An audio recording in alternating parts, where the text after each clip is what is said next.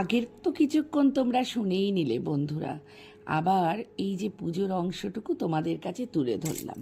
আরতি হচ্ছে জগন্নাথ বলরাম সুভদ্রার, সত্যি কি সুন্দর মুহূর্ত, এত ভালো লাগা না যে না শেয়ার করে পারলাম না।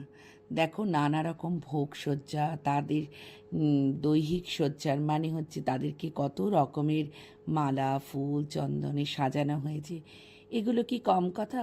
এই 7টা দিন ঠাকুরের এই পার্বণটার মধ্যে দিয়ে, মানে এই জগন্নাথের রথযাত্রার মধ্যে দিয়ে কিভাবে দুবেলা আমাদের সময়টা কেটে গেছিল সেটা আমি বলে বোঝাতে পারবো না। একটা আলাদা অন্যরকম ফিলিংস।